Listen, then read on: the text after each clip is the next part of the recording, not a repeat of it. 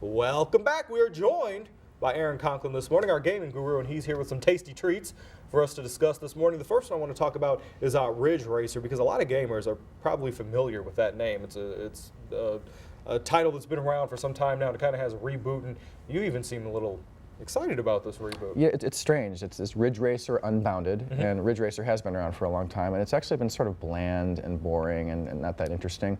Totally re-energizes the series with this one. The big key is you actually use your drifting to build up a power meter, and you can use that power meter to blow your opponents off the road, or even better, blow straight through buildings. I mean, literally, you just 100 miles an hour, 200 miles an hour, straight through a building, which explodes like it's a Michael Bay action flick. And that's pretty exciting stuff. You get lots of points when you do that, and then you can unlock new content, new races, new cars.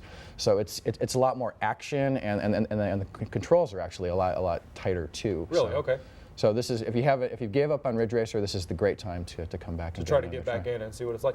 Just looking at some of this video right now, it almost looks a little bit like a little Need for Speed.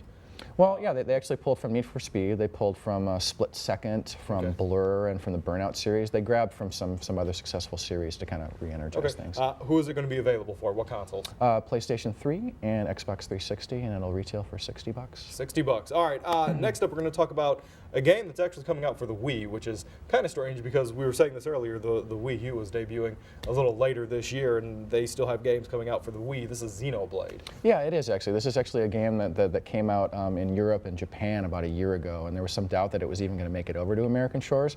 But now it has, and unfortunately, it's coming when people's attention has moved away from the Wii. This is a great reason to go back to it.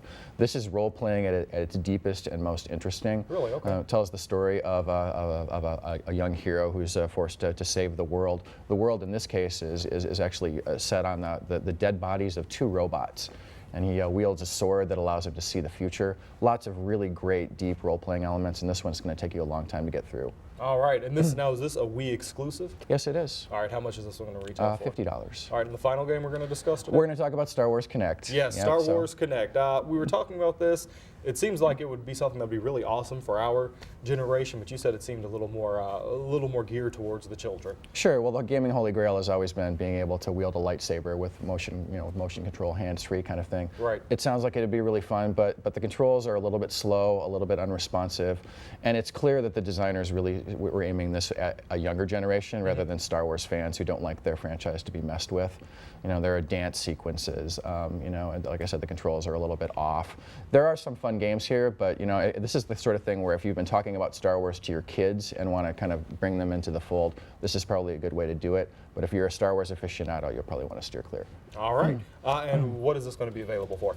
It's Connect, so it's Xbox 360 exclusive. 360, and how much is it? $60. $60. All right, Aaron, we appreciate it. We are out of time. Thank you very much, but there are 3 new games that you may or may not choose to pick up.